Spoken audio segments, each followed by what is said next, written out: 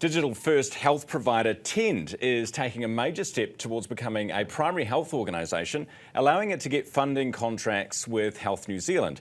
Tend launched back in 2020, and joining me now is the CEO, Cecilia Robinson, who's at the desk. Good morning. Good morning. Great to have you here. Lovely to be here. Congrats on the show. Thank you very much. Now, let's talk. Well, congratulations on your model, which I have actually personally used before. Thank you, Ryan. And it's makes sense to me. I mean, if Yes. I'm coughing and sick, I don't want to be necessarily going into a doctor, or if I'm not sick but need a checkup, I don't want to be going in around coughing sick people. Exactly. Or if someone's got a vomiting bug, you don't want to catch that one either. So, yeah.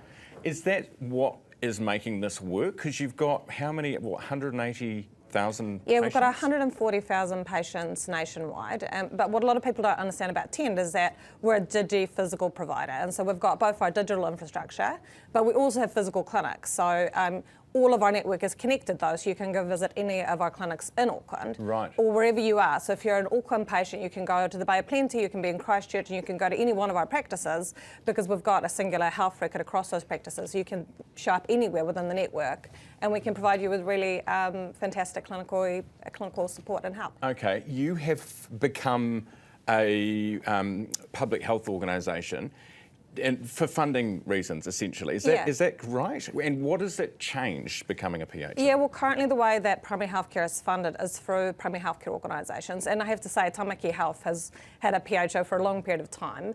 And Green Cross has recently announced that they've also been approved under the same kind of scheme as Tend has, which was actually the recommendation of the Health and Disability Review by Heather Simpson back in 2020, was that kind of large corporate providers should be able to directly contract through government, because we already provide a lot of those kind of centralised services that you'd expect a PHO to provide. So, you know, the technology, the digital infrastructure, the clinical governance, all of those kind of community programs are already largely run by organisations like Tend, Green Cross and Tamaki. And so that's why that funding eligibility is there.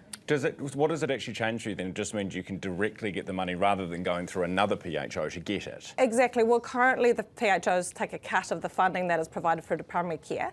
So basically this means that we can innovate at a faster pace, we can invest more in our technology, we can build up our service provisioning, we can provide more funding to the front line. So it's a range of things that's previously been prohibited for having a PHO sit as kind of this mid-level layer where they're actually kind of taking the frontline funding from primary care and using it to kind of, in some instances, prop up bureaucratic organisations. Right, because they would argue, and a lot of the work that they do with that funding, because all of the funding that's meant for the patient goes to the GPs, right?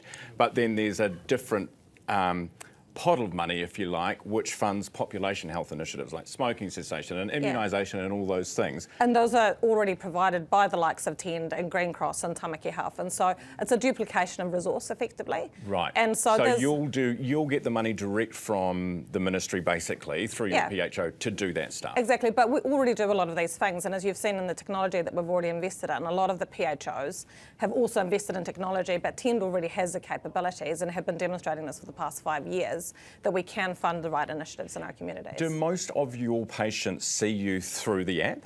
No, actually most of our patients still see us in clinic. Oh, really? And so it's about, depending on the clinic, so some of our newly onboarded clinics, they maybe have a 30% split to being seen online versus in person. But some of our kind of more native clinics, patients see us maybe up to 50% online and 50% in clinic. And does the, you know, we had an announcement overnight about ADHD diagnoses from, so doctors and nurse practitioners will be able to diagnose, which they're welcoming. Is there a problem with diagnosing stuff online? Yeah, well, look, I mean, not everything is suitable to be diagnosed online, right? And so you have to be really thorough in the way that you approach that, and that's why we've got really strong clinical governance in that space. But I think what's exciting about initiatives like that is that what we want to enable our GPs to do, which is a workforce that is slowly deteriorating, you know, we don't have enough GPs, is to ensure that they work in more of a team-based model so that GPs are able to do things that are really important initiatives like ADHD diagnosis, while we can have other providers, other team-based providers in our network actually provide some of the things that GPs don't necessarily need to see, right? The coughs, the colds, the vomiting bugs, etc., right? And so it's a really exciting way to be able to kind of bring a new model into primary care, because I feel really confident about the fact that we can build the best healthcare system in the world. Like, we actually fund primary healthcare and healthcare in general just quite well in New Zealand, right? And so it's actually about how we enable that funding to reach the front line. Okay.